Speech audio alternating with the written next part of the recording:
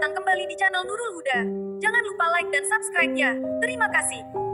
Kita lanjut lagi ceritanya. Cerita novel, Kutukan Tumbal. Episode 14. Pembalasan Parta. Penulis, Zain Novelis. Rati menyisir rambut panjangnya di depan cermin. Sesekali ia tersenyum saat memandangi wajah cantiknya sendiri. Tiba-tiba terdengar derit jendela kamarnya yang terbuka. Angin malam dengan lancang menerobos masuk, sedikit membuat bulu kuduknya merinding.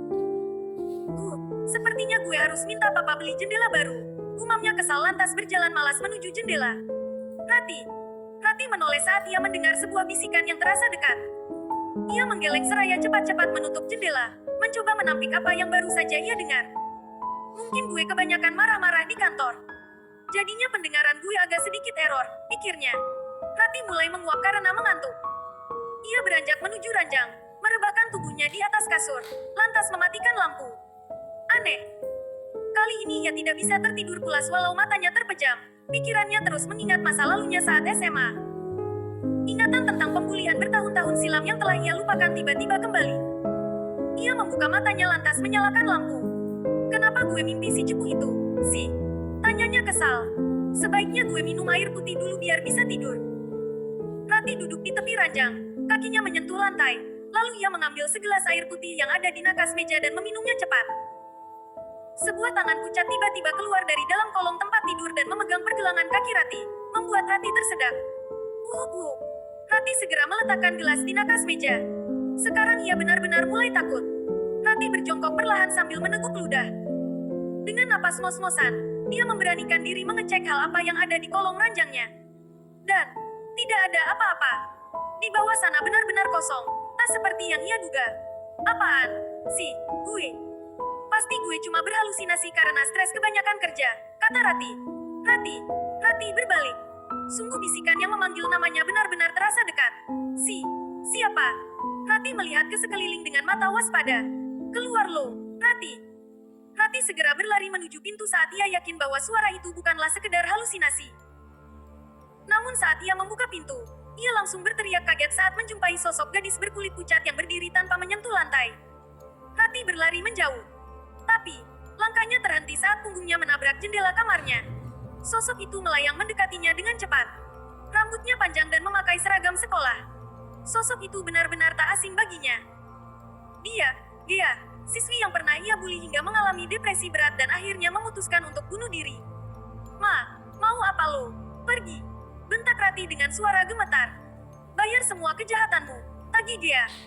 Jendela kamar yang sudah ditutup tadi tiba-tiba terbuka. Tangan dia mulai menjulur, mengarah ke leher, lalu mencekik Rati kuat-kuat, membuat Rati kesulitan bernapas. Kamu harus membayar atas kematianku, Rati. Kamu harus membayarnya, kata dia marah. Lepasin. Kaki Rati mulai melayang tak menyentuh lantai saat dia mengangkat lehernya tinggi-tinggi. Kamu harus merasakan apa yang aku rasakan dulu, tuntut dia. Tidak ada kata yang bisa Rati ucapkan. Suaranya terhenti karena cekikan itu. Rasakan pembalasanku. Dia tanpa rasa iba melempar tubuh Rati keluar jendela.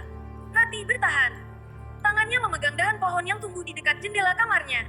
Tolong! Teriaknya. Tidak ada yang bisa mendengarmu. Selamat tinggal, Rati, kata dia. Samar-samar tubuhnya yang transparan mulai menghilang seperti asap putih, meninggalkan Rati yang masih bergelantungan di dahan pohon. Tolong! Teriak Rati. Tangannya sudah tak kuat menahan beban tubuhnya. Hingga akhirnya ia terjatuh dari pohon dan kepalanya membentur batu. Seketika ia kehilangan nyawanya. Episode 15. Pembalasan Part B. Penulis, Zain Novelis. Reta membuka pintu rumahnya. Ia melempar tas ke sofa dan berjalan menuju kamar, mengambil handuk, lalu memasuki kamar mandi dan menyalakan keran untuk mengisi bathtub. Setelah melepas pakaiannya, dia merendam sekujur tubuhnya ke dalam air hangat seraya menghela napas lega. Seharian penuh dia bekerja lembur sampai jam 1 malam baru bisa pulang. Reta terkesiap saat ia mendengar ada suara bisikan yang memanggilnya. Matanya berubah waspada melihat-lihat ke sekeliling. Dia tak menjumpai apapun. Apa yang gue pikirin? Mungkin gue sedikit terpengaruh film horor yang gue tonton kemarin, pikirnya sambil mengedikkan bahu. Reta memejamkan matanya, menyandarkan punggungnya ke tepi bathtub, dan menikmati kenyamanan air hangat dan gelembung-gelembung sabun yang begitu harum. Namun saat ia membuka matanya, dia terlonjak ketika melihat sesosok berwajah pucat yang terpantul di cermin kamar mandinya. Reta kembali waspada. Kali ini ia yakin bahwa apa yang ia lihat bukanlah sekedar halusinasi. Ini bukan hayalan. Gue harus segera pergi dari kamar mandi. Iya, gue harus keluar dari sini. Namun saat ia hendak berdiri, sosok itu tiba-tiba sudah duduk di tepi batu. Ark! Teriak Reta. Sosok itu menoleh perlahan dengan senyum tipis. Reta terus berteriak sambil mencoba memundurkan tubuhnya yang sudah terpojok di dalam bathtub. Dia terus berteriak. Namun, tak ada yang mendengar. Mama dan papanya pergi ke luar negeri untuk urusan bisnis. Sementara pembantunya kebetulan sedang pulang kampung. Ark! Kamu harus membayar atas kematianku, Reta. Kamu harus bertanggung jawab, kata sosok itu. Dia, Reta menggeleng. Tidak, kamu harus membayar semuanya. Tidak, dia memasukkan dirinya ke dalam bathtub. Tangannya menjulur menuju leher Reta, lalu mencekiknya kuat-kuat, membuat Reta kehabisan napas. Kamu harus membayar semua yang kau lakukan padaku. Imbu dia semakin memperkencang cekikannya. Dia memasukkan kepala Reta ke dalam air, tak membiarkannya menghirup oksigen sedikit pun. Beberapa buih sempat muncul dari dalam air, pertanda Reta berusaha bernapas di dalam sana. Kamu harus merasakan apa yang aku rasakan. Sakit dibayar sakit, ucap dia. Tangan Reta mengayuh udara, meraba-raba tepi bathtub, berharap bisa membantunya keluar dari air. Di dalam sana ia sudah kehabisan oksigen, matanya sedari terpejam untuk menghindari air hangat. Tidak ada gunanya orang-orang jahat hidup. Dunia yang indah ini tercipta bukan untuk dikotori orang-orang jahat sepertimu, sambung dia. Reta sudah benar-benar kehabisan napas terakhirnya. Tangannya berhenti seketika saat jantungnya tak mau berdetak. Dia pun melepaskan cekikannya dan membiarkan tubuh Reta mengambang dengan posisi terbalik. Samar-samar, dia menghilang menjadi asap putih untuk menuju tempat berikutnya. Arwah penasaran seperti dia memang tidak bisa memegang benda padat karena tubuhnya yang transparan. Mereka hanya bisa memegang orang-orang yang telah bersalah pada mereka karena kekuatan dendam yang teramat besar. Itulah sebabnya dia bisa membunuh Ratih dan Reta. Berikutnya, Nara, ketua geng perempuan di SMA-nya dulu. Episode 16. Pembalasan Parche. Penulis, Zainovelis. Di dalam sebuah apartemen, dua orang pria mabuk berjalan sempoyongan keluar pintu dengan diantar seorang wanita yang juga dalam keadaan di bawah pengaruh alkohol. Sampai jumpa besok, ya, sayang. Vodkanya enak, kata salah seorang pria. Iya, besok main ke sini lagi aja. Gue bakal beliin kalian jam tangan mahal, kata wanita yang bernama Nara itu. Siap, sahut salah seorang pria yang lainnya. Lantas keduanya pergi. Narata Hartanti, wanita yang berprofesi sebagai DJ itu adalah anak seorang pejabat. Dia hidup dalam kemewahan sejak kecil. Namun, keluarganya tidak harmonis. Tak heran jika ia menjadi pribadi yang bermasalah. Dia suka mengundang lelaki panggilan ke apartemennya, tak peduli jika orang beranggapan kalau kehidupannya berantakan. Nara menutup pintu lalu berjalan sempoyongan menuju sofa dan merebahkan tubuhnya di atas sana. Sesekali dia mengerjap menatap langit-langit kamarnya. Namun ia terperanjat kaget saat melihat sesosok perempuan berambut panjang tiba-tiba terlentang di hadapannya dengan mata mendelik, melayang di langit-langit apartemennya. Namun saat Nara mengerjap, sosok itu hilang. Napas Nara ngos-ngosan. Ia menoleh ke kanan lalu ke kiri, mencari sosok yang baru saja ia lihat.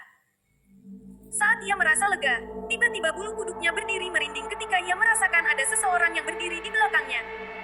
Perlahan, ia menoleh seraya meneguk ludah. Namun, tidak ada apa-apa. Mungkin karena gue mabuk. Gue jadi mengada-ada, pikir Nara. Nara berdiri dari sofa, berjalan santai menuju kamar. Namun ia lagi-lagi terperanjat saat sesosok perempuan berwajah pucat menghadangnya.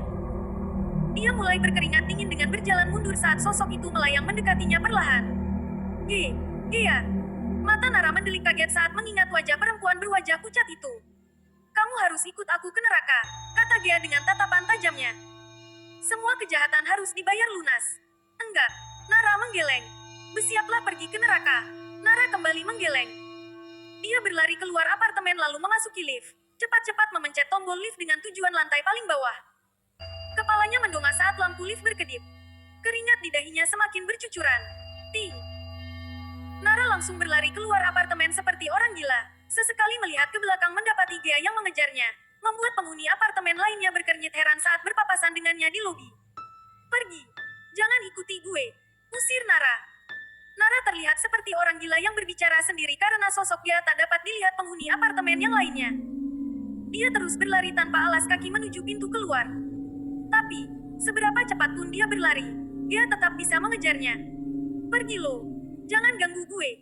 Bentak Nara semakin panik saat dia semakin mendekat. Tempat yang paling tepat untukku hanyalah neraka, kata dia. Nara terus berlari hingga ia memutuskan untuk menyeberang jalan tanpa melihat-lihat kendaraan yang lewat. Suara klakson menyadarkannya bahwa dia tengah berada dalam bahaya. Meski beberapa kendaraan bisa menghindarinya, tapi akhirnya, brak! Tubuh Nara terpental saat sebuah truk menabraknya.